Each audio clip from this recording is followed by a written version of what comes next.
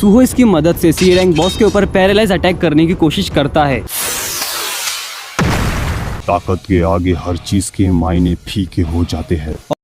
इस नए चैप्टर की शुरुआत में हमें दिखाए जाते हैं वो हंटर्स जो डंजन के बाहर बैठे थे पिछले चैप्टर में। इनमें से एक हंटर लड़की कहती है 5 मिलियन वॉन, वो भी सिर्फ निगरानी करने के लिए, वो भी तब तक जब तक वो आदमी बाहर नहीं आ जाता। और कंडीशन सिर्फ ये है कि हमें इसके बारे में किसी को कुछ भी नहीं बताना है। सिर्फ इतने से काम के लिए इतने ज्यादा पैसे, ये चीज कोई सेंस नहीं बनाती। अब दूसरा हंटर कहता है ये चौथी बार है और वैसे भी हमें पेमेंट तो बराबर टाइम पर मिल रही है ना। अगर तुझे नहीं करना है तो तू छोड़ सकती है।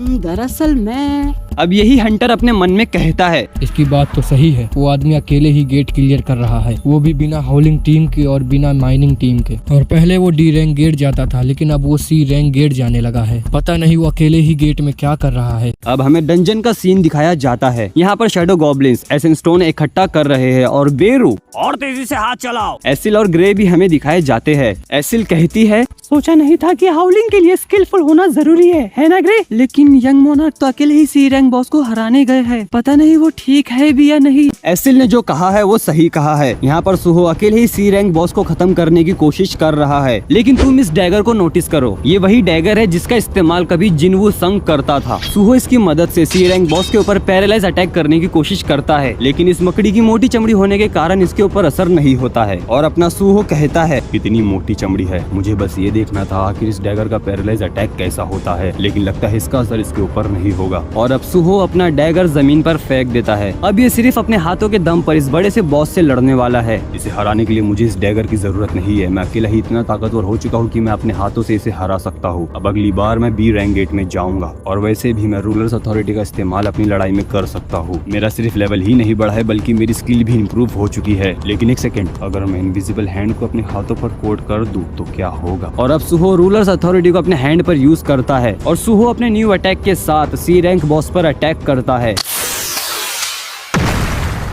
सुहो का ये पंच इतना ज्यादा शक्तिशाली था कि इसके सिर्फ एक वार में ही ये सी रैंक बॉस खत्म हो जाता है। अब सुहो को ये नोटिफिकेशन मिलता है कि उसका लेवल अब पहले से ज्यादा बढ़ गया है और साथ ही रूलर्स अथॉरिटी का भी लेवल बढ़ चुका है। इसे यूज करने के लिए बहुत ज्यादा कंसंट्रेशन करना पड़ता है। शायद इसी वजह से मुझे थकावट महसूस हो रही है। अब सुहो गेट से बाहर आ जाता है और ये कहता है अब मेरे पास लिमिटलेस कॉम्बैट स्टाइल है, लेकिन ये डिपेंड करता है आखिर मैं इसे कैसे यूज करता हूँ। एसिल सुहो से कहती है क्या आपने बॉस को हरा दिया? आप मेरे बिना अकेले ही जीत गए और ये देख के मुझे बहुत ज्यादा खुशी हो रही है यंग मोनार्क। तुम चुपचाप अपना खाना जारी रखो बेरू। यंग मोनार्क, मैंने मॉन्स्टर से सारा मटेरियल इकट्ठा कर लिया है। और सुहो कहता है गुड वर्क बेरू। सुहो इन मटेरियल्स को विंडो में बेच देता है और ये कहता है वाओ, मुझे ये जानकर बहुत ज्यादा खुशी हुई कि मैं इन सारे मटेरियल्स को तुरंत शॉप विंडो में बेच सकता हूँ। और बेरू आके सुहो से कहता है यंग मोनार्क, अगर आपको फिलहाल में किसी नॉर्मल हंटर से कंपेयर किया जाए तो आप बी रैंक हंटर बनने के बहुत ज्यादा करीब है। और सुहो क्या सच में? हाँ, याद आया, पिछली बार से मेरा लेवल 8 टाइम्स ज्यादा बढ़ गया है। हमें सुहो का स्टेटस लेवल दिखाया जाता है। सुहो का लेवल और उसका टाइटल वुल्फ असैसिन, उसकी स्ट्रेंथ, एजिलिटी, हेल्थ और सुहो का कॉम्बैट स्किल कितने लेवल का है वो भी। अब बेरू और साथ ही लगता है इस पागल का भी आपके साथ साथ लेवल अप हो रहा है क्योंकि ये पहले से ज्यादा पावरफुल लग रही है। और एसिल हाँ, मुझे ऐसा लग रहा है जितनी लड़ाई मैं लड़ रही हूँ उतनी ही मेरी ताकत वापस आ रही है, लेकिन मैंने तो कोई ब्लड भी नहीं पिया, तो मुझे ऐसा क्यों लग रहा है कि लड़ने की वजह से मेरी पावर बढ़ रही है। सुहो अचानक से एसिल और ग्रे पर कुछ नोटिस करता है।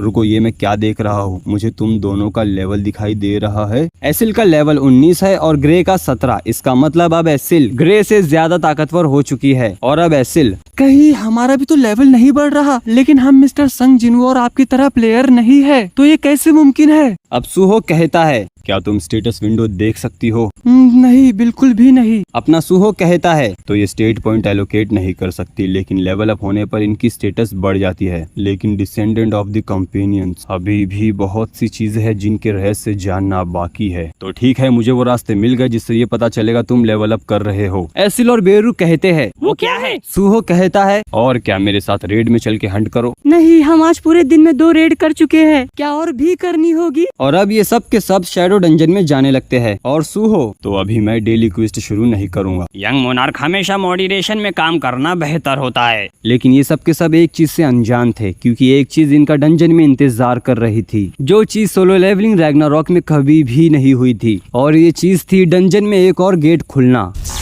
इस लाल रंग के खतरनाक गेट को देखकर एसिल और सुहो कहते हैं, क्या ये एक गेट है, वो भी डंजन के अंदर? इतनी ज्यादा गर्मी, लगता है इसके अंदर जो चीज है उसकी वजह से ये इतनी गर्मी पैदा कर रहा है। सुहो इस गेट से निकलने वाली हीट को महसूस कर पा रहा है। सुहो अपना बेरू से कहता है, बेरू क्या ये पॉसिबल है कि डंजन में भी गेट खुल सकता है? मुझे इसके बारे में नहीं पता। पर तभी एक नोटिफिकेशन आता है, ये एक डायमेंशनल रिफ्ट है और अपना सुहो एक अर्जेंट क्वेस्ट। सुहो ये देखकर बहुत ज्यादा खुश हो जाता है और ये ग्रे और एसिल को एक कपड़ा देता है। और अब चैप्टर आता है इजिप्ट में। ये जगह है पिरामिड फील्ड टाइप डंजन। यहाँ पर जो गिल्ड है इसका नाम है असुरा गिल्ड और इस गिल्ड का ये शायद लीडर है जिसका नाम है रियो सिंह, एक बी रैंक हंटर। रियो सिंह अपने सामने वाली गिल्ड को वापस जाने को कहता है, लेकिन इनका लीडर, इससे कोई फर्क नहीं पड़ता, अब मैं तुम्हें लास्ट वार्निंग दे रहा हूँ, ये डंजन अब हमारे अंडर आता है और अगर तुमने कोई कंप्लेन की तो यहाँ पर जंग होगी। और ये असुरा गिल्ड के मेंबर्स को कहता है, ताकत के आगे हर चीज के मायने फीके हो जाते हैं। और ये डायलॉग जो कह रहा है उसका नाम है रेंडोल्फ, जो स्कैवेंजर गिल्ड का शायद लीडर है, लेकिन ये एक ए रैंक हंटर है। असुरा गिल्ड के मेंबर्स अब लड़ाई की तैयारी कर रहे हैं। सब तैयार?